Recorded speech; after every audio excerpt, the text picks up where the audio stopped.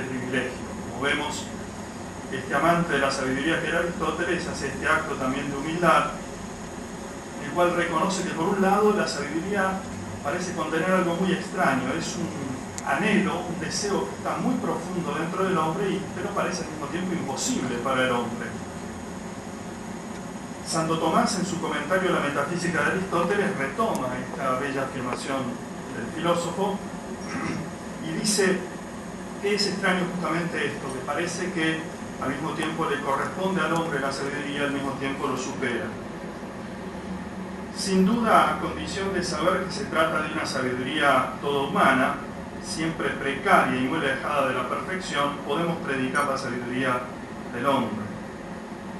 Dos elementos importantes entonces en esta descripción: un matiz de modestia, muy importante en el intelectual, la modestia, y de una cierta insatisfacción que se impone.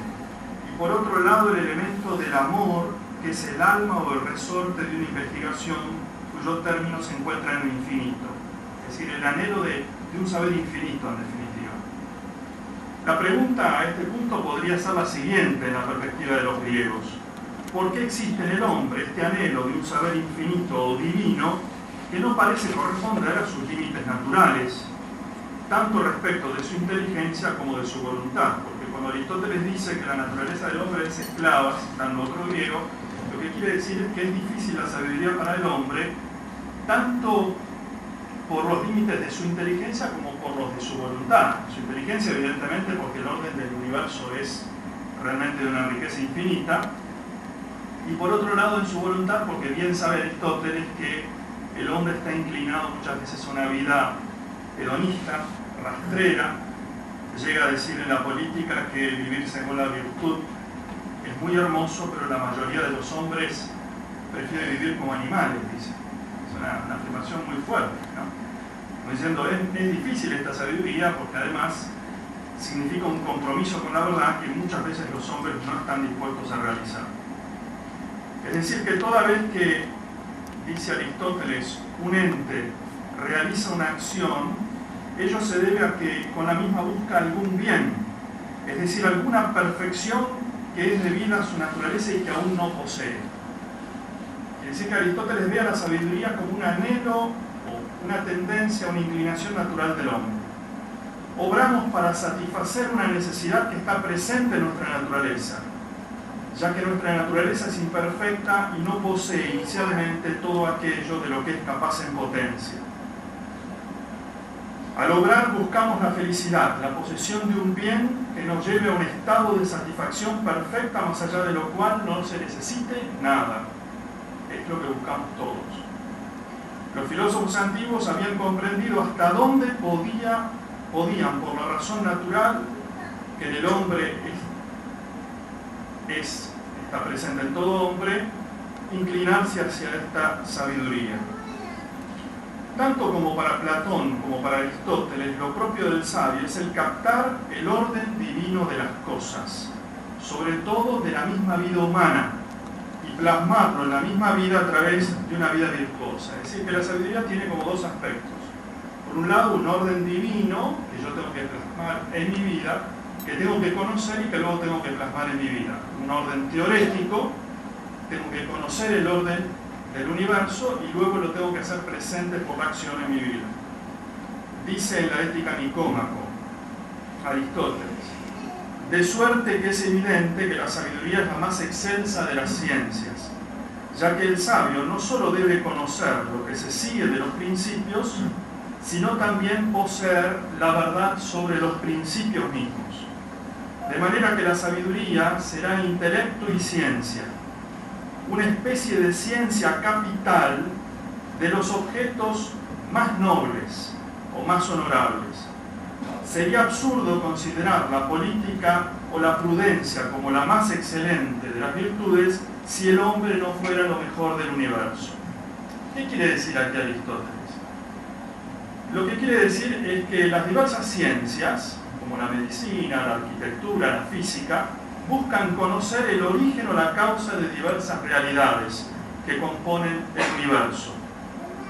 Por la misma satisfacción de conocerlas, de saber de dónde provienen, y para tener un dominio sobre ellas para el bien de la vida humana. Es decir, en un médico que está estudiando las enfermedades, la búsqueda del origen de una enfermedad tiene un interés teórico, que es justamente el interés mismo por saber de dónde proviene cada cosa.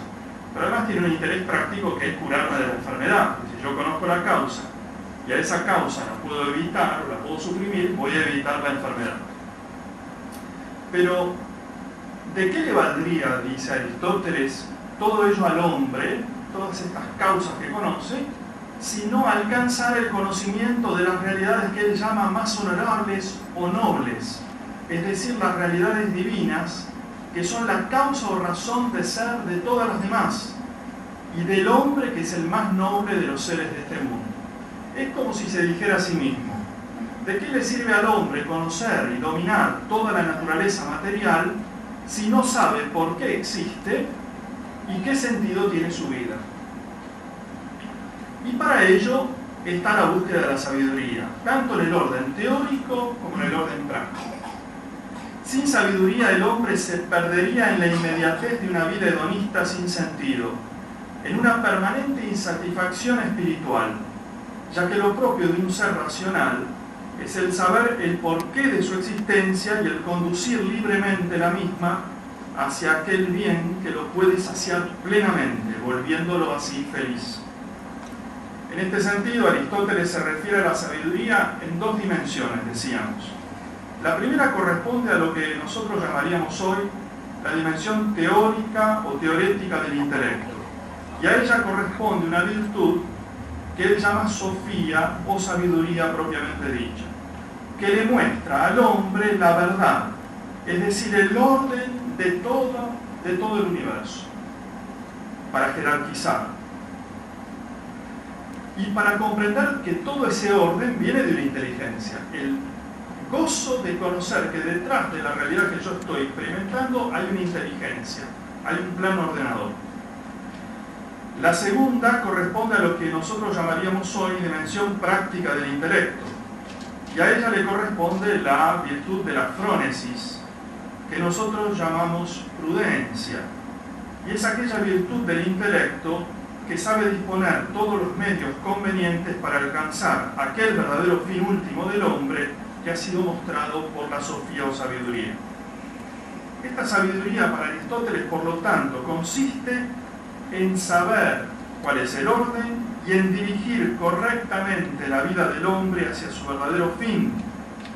Es saber discernir, dice él mismo en la Ética, en torno a aquello que es bueno o malo para el hombre. Esto evidentemente es capital, porque todos los demás seres se dirigen a lo que les es conveniente espontáneamente, y el hombre no. Si cada ente tiene su propia naturaleza, no puede vivir bien sino al satisfacer las necesidades que son propias a esa naturaleza.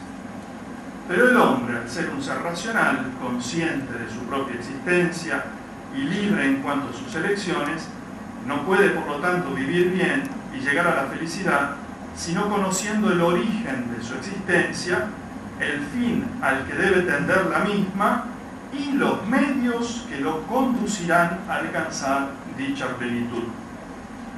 Y de eso se trata propiamente la filosofía en sus diversas disciplinas, sobre todo la metafísica en el orden teorético y la ética y la política en el orden práctico. Una vida sin dicha sabiduría sería pues una vida indigna de un hombre. Recordaría seguramente Aristóteles la frase que solía repetir su maestro Platón en la academia, el cual escuchó durante 20 años, y que Platón pone en boca de Sócrates. En la Apología dice así, probablemente la haya dicho Sócrates también: una vida sin investigación no es digna de ser vivida. Y por ello, por esta misma razón, en su tratado de la política, verdadera coronación del saber práctico, es decir, del saber que se aplica a la conducción de los actos humanos, es decir, al orden y a la orientación de la conducta humana. Dice allí que es decir que el saber que conduce al hombre a la felicidad, cuando habla de este saber, Aristóteles en la política dedica los últimos libros de la política a lo que podríamos llamar hoy en día el sistema de educación en la ciudad perfecta. Porque la felicidad del hombre se logra en la sociedad política. Y la felicidad de la sociedad política o polis depende principalmente, dice Aristóteles, de la virtud de sus ciudadanos. Y por ello la ciudad puede llegar a ser feliz en la medida en que se vuelva y sea virtuoso cada ciudadano. ¿Y cómo se vuelve virtuoso y bueno cada ciudadano, dice Aristóteles, en la política? En primer lugar, contesta el filósofo, debe poseer una cierta disposición natural hacia el bien. Luego, sobre esta disposición inicial, influyen las costumbres y los razonamientos. Ahora bien, la educación influye justamente sobre las costumbres a través de los razonamientos y es por lo tanto un factor de enorme importancia para el Estado en orden al bien común. Esta educación debe ser guiada tanto por la sabiduría como por la prudencia, ya que se trata de conocer los verdaderos principios de la realidad, el orden, y de guiar al obrar concreto por medios apropiados hacia el verdadero fin. No sería, en sentido aristotélico y en general platónico también, digno de ser llamado educación algo que se reduciera a lo que llamaríamos hoy en día una simple instrucción. Se trata de una verdadera educación filosófica que alcanza su plenitud en el plano religioso y moral de la vida. Así habla Aristóteles justamente cuando habla de la recta educación que deben dar los gobernantes, o que deben planificar los gobernantes. Dice en la política. Ahora bien, buenos y dignos llegarán a ser los hombres gracias a tres factores. Y estos tres son la naturaleza, el hábito, costumbre y la razón. Efectivamente, primero hay que ser hombre por naturaleza y no otro animal cualquiera, y por tanto con cierta cualidad de cuerpo y alma. Pero hay algunas cualidades que no sirve de nada poseerlas de nacimiento, pues los hábitos las hacen cambiar. Algunas cualidades, en efecto, por naturaleza son susceptibles a través de los hábitos de inclinarse hacia lo peor y hacia lo mejor. Es decir, está reafirmando la importancia, en primer lugar, de la educación familiar, que esas tendencias naturales del hombre hacia lo que es verdadero, lo que es bueno, se pueden potenciar en sentido positivo a través de la educación o se pueden deformar completamente. Los demás animales viven principalmente guiados por la naturaleza, algunos en pequeña medida también por los hábitos, pero el hombre además es guiado por la razón. Él solo posee razón, de modo que es necesario que estos tres factores se armonicen uno con el otro. Es muy interesante porque él no dice que el bien de la ciudad y la sabiduría del hombre depende solamente de la educación. No, dice que están primero las inclinaciones naturales, que las puso Dios en el hombre. Después las costumbres familiares y las costumbres de la ciudad. Y en tercer lugar, la educación. Dice, para terminar este texto, muchas veces, efectivamente, los hombres actúan mediante la razón en contra de los hábitos y de la naturaleza, si están convencidos que es mejor actuar de esta manera. Basta ver lo que es la deformación de la educación hoy en día y la revolución cultural en nuestra sociedad para entender la fuerza de estas palabras.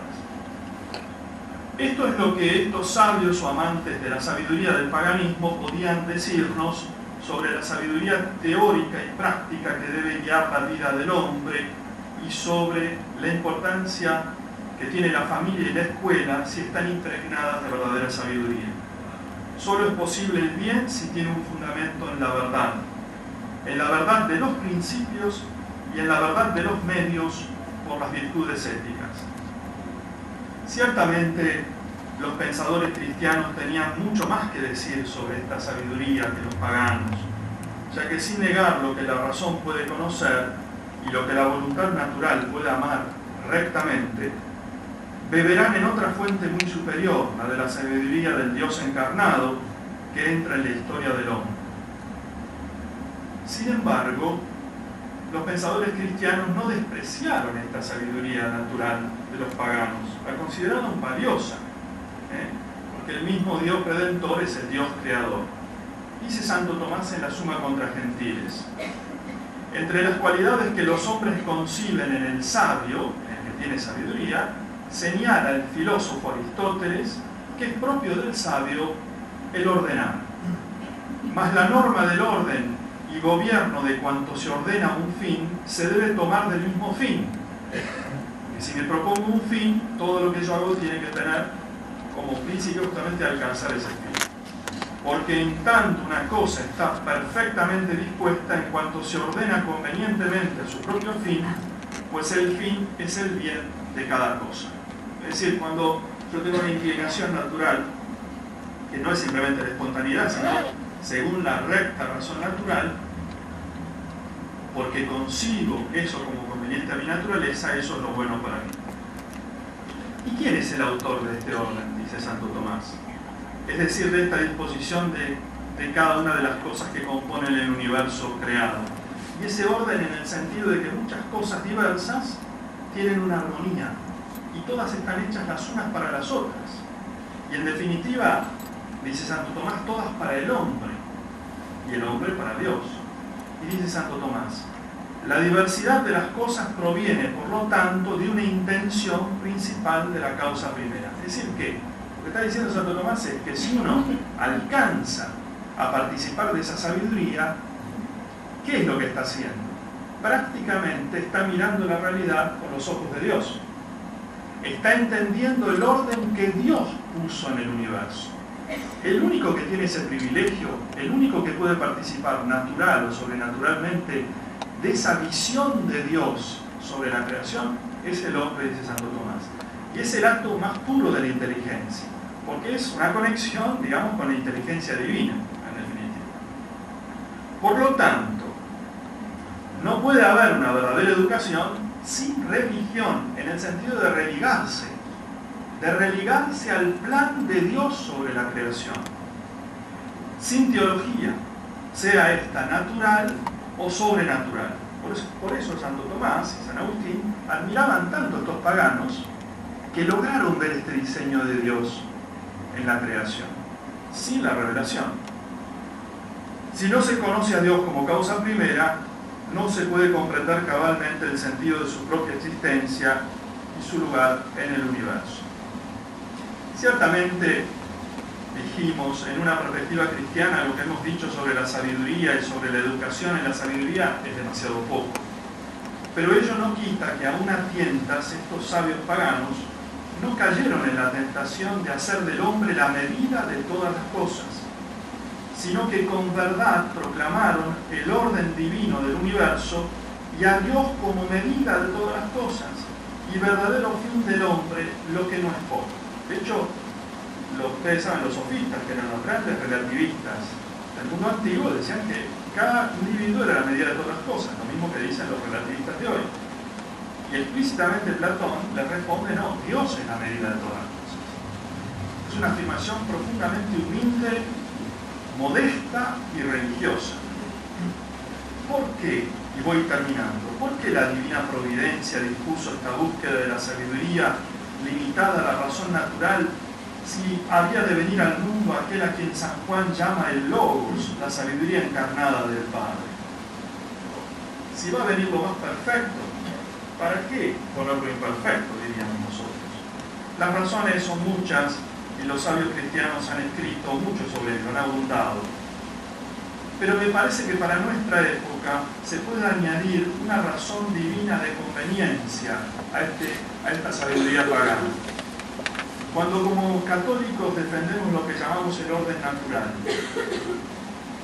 ¿no recibimos acaso el típico reproche de eso lo dicen porque son católicos? Como si nos tuviéramos que avergonzar de ser hijos de la luz, hermanos de Cristo. Ustedes están en contra del aborto y del matrimonio homosexual porque son católicos. En dicha situación, es importante, sin avergonzarse jamás de la fe, recordar a muchos sabios que sin tener la gracia de la fe que nosotros tenemos, gracias a Dios, defendieron, sin embargo, contra los escépticos, relativistas y libertinos de su época, aquel orden divino que su razón natural descubría, enseñándonos que dichos pecados son execrables no solo para la fe, sino para la razón misma de un hombre bien nacido. Más allá de los límites de la naturaleza humana, la sabiduría humana que tanto buscaban los griegos, está, por misericordia de la Santísima Trinidad, aquella sabiduría de la que habla San Pablo cuando le dice a los Corintios, en su primera carta: predicamos, sí, hermanos, una sabiduría entre los perfectos, pero no sabiduría de este mundo, ni de los príncipes de este siglo, los cuales caducan, sino que predicamos la sabiduría de Dios en misterio, aquella que estaba escondida y que predestinó Dios antes de los siglos para gloria nuestra. En ese sentido, nosotros tenemos un enorme privilegio. Nosotros somos especialmente amados por Dios porque nacimos después de la encarnación del Verbo, después de que la sabiduría final se manifestó en el mundo. Pero de esta sabiduría hablarán con mayor propiedad y conocimiento los colegas de Planel, así que aquí presente.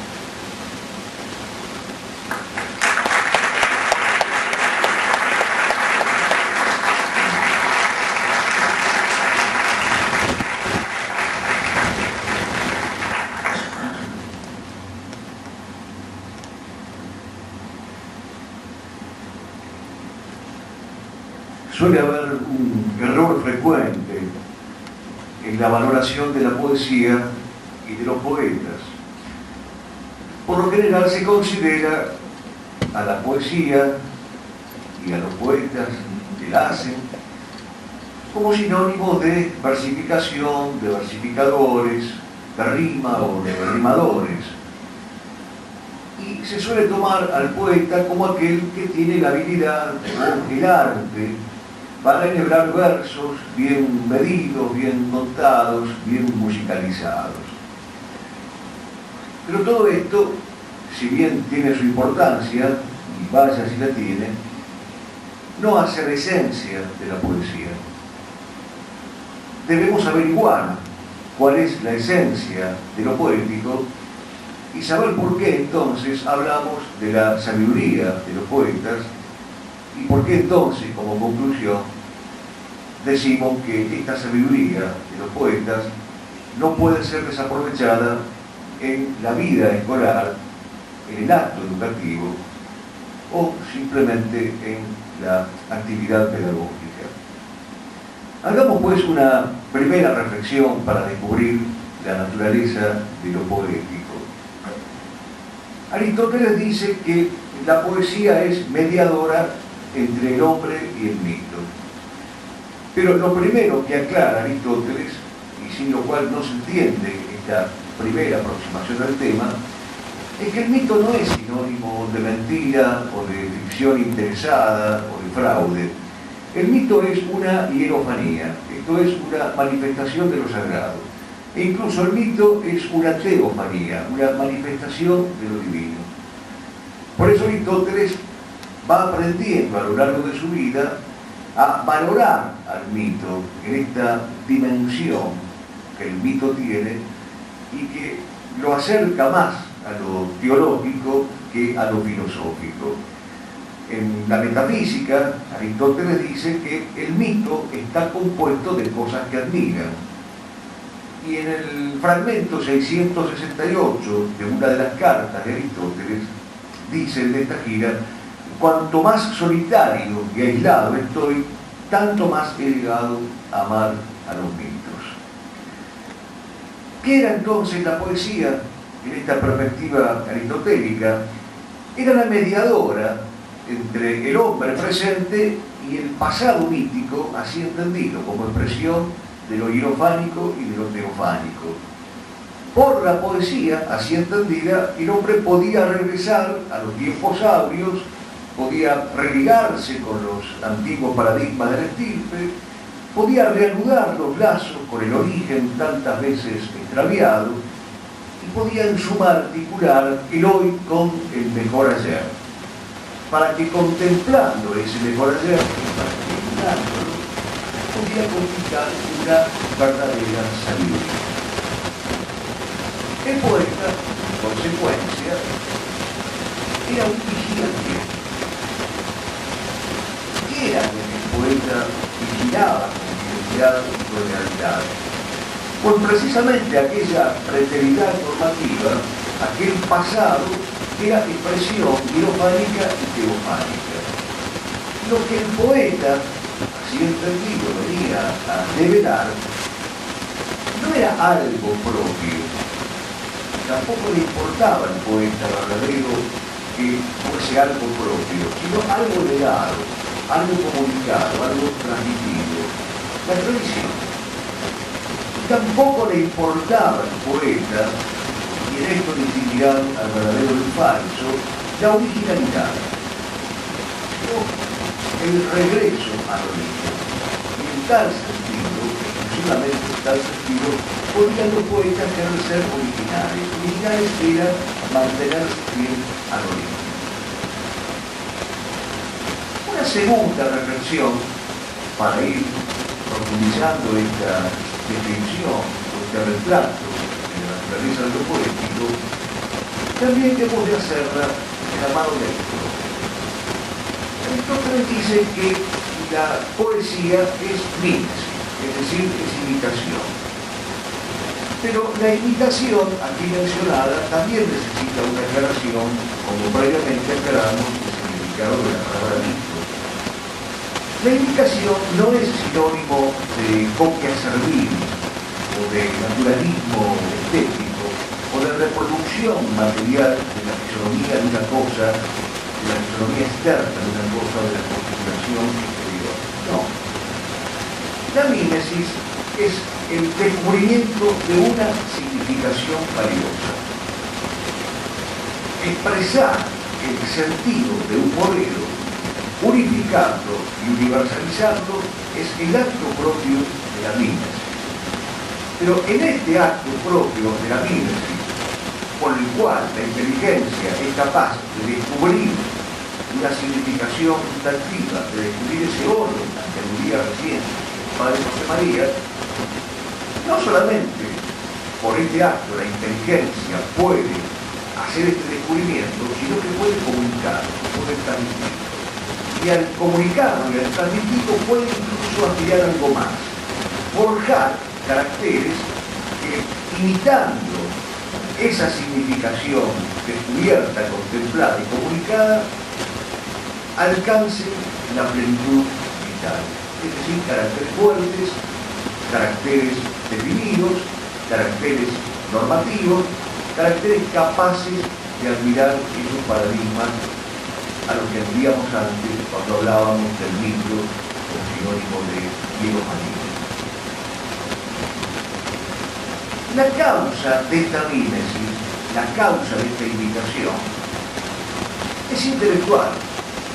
Y mediante esta mímesis así considerada, es posible que el poeta capte la naturaleza de las cosas, aprendiéndolas y admirándolas. Los hombres vulgares tienen mímesis vulgares, mímesis superiores, que es lo que prevalece en nuestros días desdichados y seculares. Los verdaderos poetas tienen imitaciones superiores. Es más, se diría que la poesía surge de la imitación de lo superior. Solo si hay emulación y mímesis de lo superior y de lo egregio hay verdaderamente poesía. La imitación proporciona a los hombres los medios necesarios para que los hombres se eleven y para que forjen esos caracteres a los que antes aludíamos. Lo propio del poeta, entonces, así como decíamos antes, que no es la preocupación por la originalidad, a no ser que la originalidad sea regresar al origen. Lo propio del poeta no es tampoco, como decíamos antes, esa preocupación, no solamente por la originalidad, sino por llamar la atención, por tener un mensaje propio. Ahora decimos que lo propio del poeta no es la preocupación por ocupar el centro de la atención. Al contrario, los poetas antiguos, como los artistas antiguos, y esto lo ha explicado bien Kumaraswamy, más bien buscaban pasar inadvertidos. Lo que les preocupaba y mucho era que no pasara inadvertido el modelo, el paradigma, el arquetipo, la norma. Pero también es propio del poeta, precisamente porque tiene estas otras características, adornar con virtudes el ánimo de sus oyentes, purgando a quienes escuchan esos poemas de pasiones nocivas, de pasiones desordenadas, de pasiones destempladas, hasta alcanzar una verdadera purificación espiritual que antiguamente se designaba con la palabra noble, hoy tergiversada, que es la palabra catarsis. La palabra pasada hoy por la cultura psicoanalítica significa cualquier cosa menos lo que originalmente quiso designar, pero en el origen de esta palabra catarsis hay un significado noble. La catarsis es la purificación que se alcanza precisamente por vía de esta mímesis, de esta imitación, de esta emulación del modelo. La tercera reflexión, para ir puliendo un poquito esta definición de lo poético, es que si la poesía es mediadora de milomanía, como decíamos al principio, y si la poesía es mímesis, luego debe aclararse un poco de todo que la mímesis no es una operación sensible, sino que es una operación intelectual.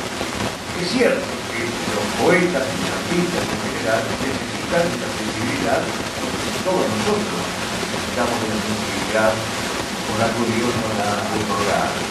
Pero no se trata de una imitación que se detenga o que se demore, que se centre exclusiva y principalmente en el plano de los sentidos. Por eso Maritain, los errores ya conocemos, Profesar es un nombre que tuvo traer aciertos. Maritain dice que hay que distinguir entre la imitación materialmente considerada y la imitación como manifestación de una forma. Esta última imitación es la que constituye la poesía, porque es la imitación que lleva la inteligencia al esplendor de la verdad, a la admiración por ese esplendor que la verdad posee, y que lleva la inteligencia a deslumbrarse con la luz. El poeta, en tanto señor de esta mímesis así concebida, es el portador del logos. Es un hombre que puede ver más profundamente que los demás, un hombre que puede tener honduras mayores a las de nosotros de los años. Es el hombre que descubre en lo real resplandores espirituales que nosotros no necesariamente vemos o no siempre vemos. Mas para eso, el poeta tiene que tener la virtud de la docilidad. Es decir, debe ser un hombre dócil a ese orden que él no ha inventado, que Dios ha creado, que él puede descubrir, puede envejecer, puede comunicar. Maritain nos dice: podrá ser reconocido el poeta como aquel que consulta a Dios por lo que es. Es una de las mejores definiciones que he encontrado en poeta. El poeta es aquel que consulta a Dios cuando mira a Dios.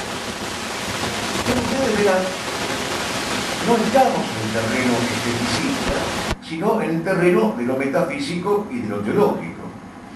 El arte poética, entonces, es la inteligencia creadora que lleva a las raíces del conocimiento interior, algo sobre lo cual insistía mucho Borràs. Borràs, amante de la verdadera poesía, cultor él mismo de la verdadera poesía y autor de un sinfín de escritos acerca del recto sentido poético, dice precisamente esto: el poeta es el que conoce el modelo de las cosas colocado en las cosas por la mano de Dios. Por lo tanto, se podría decir, tal vez un poco metafóricamente, que las criaturas reclaman de algún modo el ser proferidas por un poeta. Porque en la medida en que las criaturas son proferidas por un verdadero poeta, tienen una existencia nobilísima y casi se diría, forzando ahora sí retóricamente la expresión, tienen la plenitud de la existencia. Podría decir, para que esto se entendiera y para que descendiera del orden retórico a un orden más accesible, que Ulises necesitó de Homero para existir. Eneas necesitó de Virgilio, el Quijote necesitó de Cervantes y los Andes necesitaron de Don Leopoldo Lugones. Cuando las cosas son proferidas poéticamente, de algún modo es como si existieran más auténtica y genuinamente que cuando el prosaísmo las acalla, las apreveja, las encanallece o las vulgariza. La poesía entonces es al arte lo que la gracia es a la vida moral. Y por eso la misión del poeta no es una misión estética, sino que es una misión metafísica y teológica. Decir que el padre Castellani insistiera tanto en distinguir a los falsos de los verdaderos poetas. Porque los falsos poetas son aquellos que se quedan exclusivamente en el plano emocionalista o sensible, pero no van al plano metafísico o al teológico. Y si van precisamente para torcer el rumbo, para torcer la dirección de lo metafísico y de lo teológico. Un poeta como Rilke, que no era católico, apenas si podríamos decir que era un hombre acristianado, llegó a percibir, sin embargo, a fuerte buen poeta, esto que estamos tratando de explicar. Decía Rilke que la lírica es la más santa de las artes. Claro, algo percibía, algo advertía, justamente esta dimensión metafísica y teológica de la poesía. Lo mismo Hölderlin, que tampoco era un poeta católico, cuando él dice que la poesía es como una ascensión del alma, ascensión en la cual, y solo en la cual, el hombre encuentra su verdadero deleite. Ya más próximos a nosotros, porque se trata de un poeta católico, Gerardo Diego, cuando empieza a escribir, dice precisamente esto: Dios mío, tú el poeta, ¿por qué no me concedes la gracia de acertar a decir cosas bellas? Y nuestro José Hernández pone en boca del Martín Fierro una invocación santa y sacra antes de empezar a cantar. Pido a los santos del cielo que alumbren mi entendimiento, y sigue haciendo una diversidad de referencias, no solamente a Dios y a los santos, sino a María Santísima. Mala cosa entonces cuando la poesía se degrada, reduciéndose a un puro esteticismo, sin metafísica, sin teología, o con una metafísica y una teología subvertidas. Porque en estos casos, que son los que abundan lamentablemente, la poesía, en vez de ser una vía de conocimiento, es un cauce para la confusión. En vez de concurrir con la teología, se aparta de ella. En vez de elevar los entendimientos, los estanca y los esclaviza a la materia. Esto es lo que vino a decirnos Kierkegaard en su obra El concepto de ironía en Sócrates. Dice Kierkegaard, el que vive estéticamente lo espera todo de afuera. Su vida es excéntrica. Es que el instante estético es lo que hay más lejano en el mundo del instante de la eternidad. Es muy importante esta distinción kierkegaardiana. El que vive solo en el plano estético lleva una vida excéntrica, fenomenológica, dispersa, inmanentista, porque lo más lejano que hay de la eternidad y del querer vivir para la eternidad y por la eternidad es vivir de lo fugaz, de lo fluctuante, de lo huidizo, de lo pasajero. Algo parecido dirá Léon Blois para justificar la existencia de lo que él llamó con toda propiedad una literatura posesa. Puede haber una literatura posesa, y en nuestros días, vaya, si prevalece. Porque si la mímesis poética no es mediadora de la forma, es decir, la que nos muestra la creación divina la descubre, la acepta, la contempla y la comunica, terminará siendo remedio y servidumbre de la materia que nos puede tranquilamente someter a los designios del demonio. Por eso la mala poesía es sumamente peligrosa y sumamente riesgosa. La cuarta y última reflexión para entender o para intentar entender la naturaleza de lo poético es que la poesía es un modo de revelación. El poeta no crea realidades y al poeta auténtico no le importa, como decíamos antes, ser original, ser innovador o inventar realidades. Lo que hace es comunicar la realidad de un modo universal, de un modo bello y de un modo inspirado. La fantasía, los símbolos, las imágenes son instrumentos, son recursos y preciosísimos e indispensables, pero la clave no está en el manejo técnico de la fantasía o de los símbolos o de las imágenes, sino en ese descubrimiento del orden creado y querido por Dios, en ese descubrimiento de la belleza increada y en esa docilidad para ponerse al servicio de la belleza increada y tratar de ser un intérprete y un heraldo de esa belleza que no me pertenece, sino que es de Dios.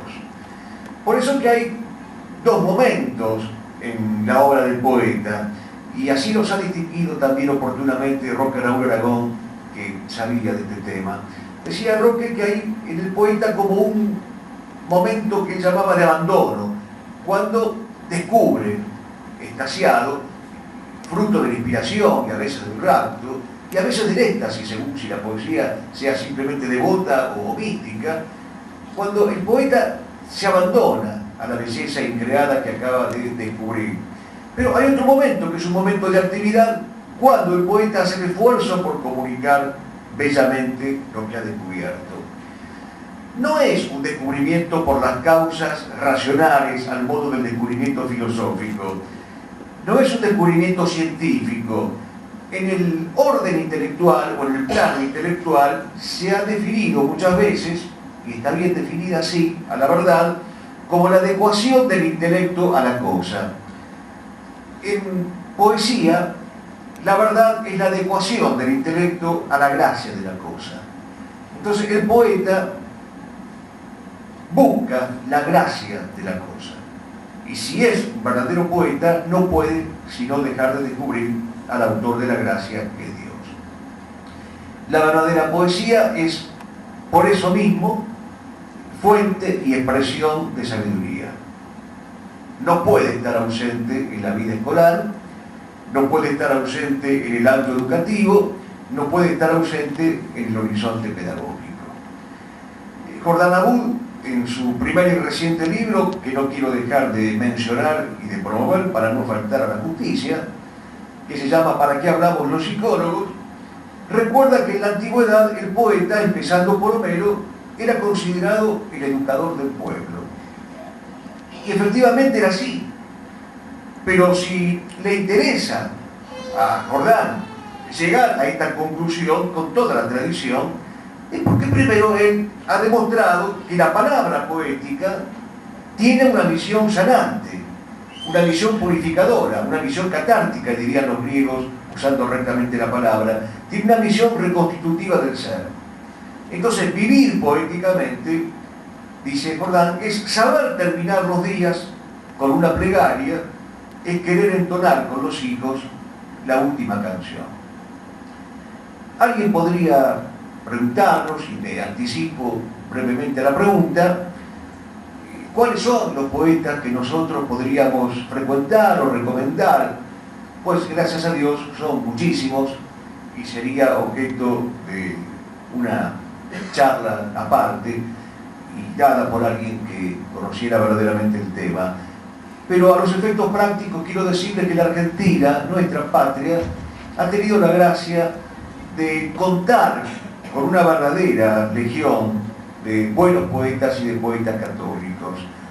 Me refiero concretamente a aquellos que estuvieron ligados a los famosos cursos de cultura católica en toda la década del 30 y del 40 en la Argentina.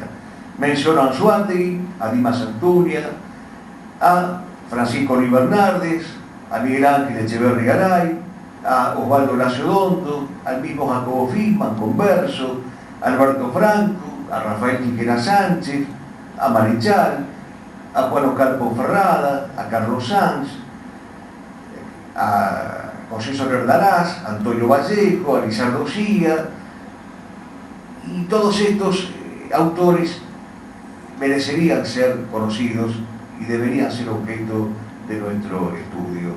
El padre Sáenz justamente se ha ocupado de algunos de estos poetas en distintas notas y en distintos artículos para hacernoslo conocer. Hay muchos más, por supuesto, pero estos no son pocos. Y si me permiten agregar uno más, les diría que no podemos desconocer la obra inmensa de Juan Alfonso Carrizo. Solamente con él tendríamos para toda una vida dedicada a la educación por la poesía. Tal vez ahora, y con esto termino, se entienda mejor por qué tantas veces y durante tantos años y en tantísimas oportunidades nosotros hemos insistido en recordar aquel fragmento del discurso inaugural de Falange Española que tuvo lugar el 29 de octubre de 1933 en el Teatro de la Comedia en Madrid, cuando José Antonio les dijo a los falangistas: yo creo que está alzada la bandera, por eso ahora vamos a defenderla alegremente, poéticamente, porque a los pueblos no los han movido nunca, nada más que los poetas. Salvando las distancias insalvables, yo diré con José Antonio: yo creo que está alzada la bandera. Muchas gracias.